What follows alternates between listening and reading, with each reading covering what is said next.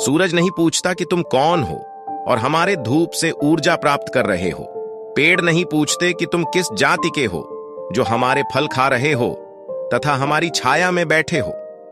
पानी नहीं पूछता कि तुम अच्छे हो या बुरे, क्योंकि इनका स्वभाव ही ऐसा होता है जो कि सभी लोगों के साथ एक जैसा व्यवहार करते हैं। लेकिन सिर्फ मनुष्य का ही स्वभाव ऐसा होता है जो कि वह सामने वाले को देखने के बाद ही उसके साथ वैसा व्यवहार करता है। लेकिन किसी भी व्यक्ति को अपना स्वभाव तथा अपनी प्रकृति नहीं बदलनी चाहिए। ईश्वर ने हमें मानव जीवन दिया है, इसलिए हमें उसका सदुपयोग करना चाहिए तथा हमें अपने जीवन का कुछ पल लोगों के कल्याण के लिए जरूर करना चाहिए। यही मानव जीवन का सबसे बड़ा धर्म माना जाता है। मानव जीवन को सफल बनाने के लिए हम आप लोगों को इस वीडियो में एक कहानी सुनाने जा रहे हैं जो कि आपके जीवन में एक प्रेरणा बनने वाली है। एक दिन की बात है, एक साधु अपने शिष्य के साथ दिनचर्या पूरा करने के बाद मठ में लौट रहे थे। पुल पार करते समय साधु ने देखा कि एक बिच्छू नदी की धारा से संघर्ष कर रहा है।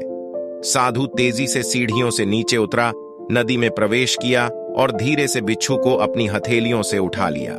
साधु का चेहरा मनमोहक दिखाई पड़ता था, जिसमें एक कोमल मुस्कान और शांत भाव बना हुआ था।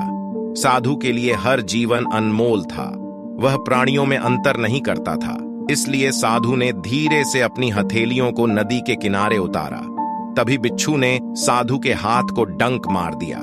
साधु का पूरा हाथ दर्द से तिलमिला उठा, जिससे उसकी हथेलियां सरकी और बिच्छू फिर से नदी में जा गिरा। कोई अन्य व्यक्ति होता तो उसे वहीं छोड़ देता। वो यहां तक कह देता कि कैसा प्राणी है जो मुझे अपनी जान बचाने के बदले में डंक मारता है।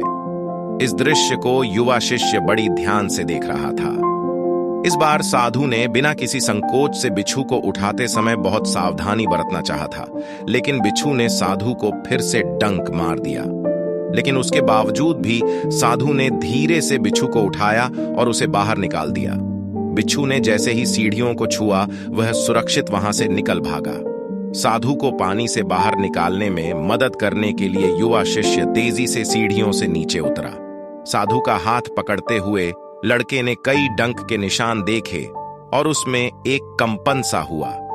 शिष्य ने साधु से पूछा, एक बिच्छू को बचाने में ऐसा क्या था जो आपने उसके इतने डंक बार बार सहे? साधु नदी के किनारे बैठ गया और लड़के को भी बैठने का इशारा किया। दोनों नदी के प्रवाह की मधुर ध्वनि में नहाए। उसके बाद वह साधु युवा शिक्षक को बताया, यदि मैं इस जल में प्रवेश करूंगा तो भीगना स्वाभाविक है, क्योंकि पानी की प्रकृति ही ऐसी है। वहां इस पेड़ को देख रहे हो, कोई भी उसकी छाया में बैठ सकता है। पेड़ कभी नहीं पूछेगा कि तुम जवान हो या बूढ़े, अच्छे हो या बुरे, इंसान हो या जानवर। यह सभी को और सबको अपनी छाया प्रदान करेगा, क्योंकि यह इसकी प्रकृति है।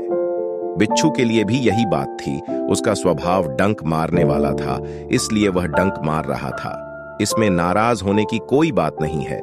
मनुष्य का स्वभाव हर प्राणी के प्रति दयालु होना है। जब पानी, पेड़ और बिच्छू अपने स्वभाव से नहीं हटे, तो क्या मैं, एक साधारण इंसान, अपने दयालु स्वभाव का परित्याग कैसे कर सकता हूं? बात सुनकर युवा शिष्य धीरे से मुस्कुराया। युवा शिष्य ने साधु को खड़े होने में मदद की और दोनों एक कोमल मुस्कान बनाए हुए मठ में लौट आए।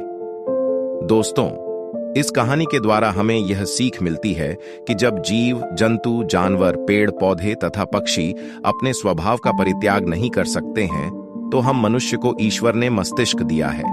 इसके अलावा 2 हाथ, 2 पैर, 2 कान तथा मुंह और नाक भी दी है, जिसके इस्तेमाल के द्वारा हम किसी भी प्राणी मात्र का कल्याण कर सकते हैं। और एक मनुष्य का स्वभाव प्रत्येक प्राणियों पर दया भाव होना चाहिए। अतः हम अपने स्वभाव से विपरीत कार्य क्यों करते हैं?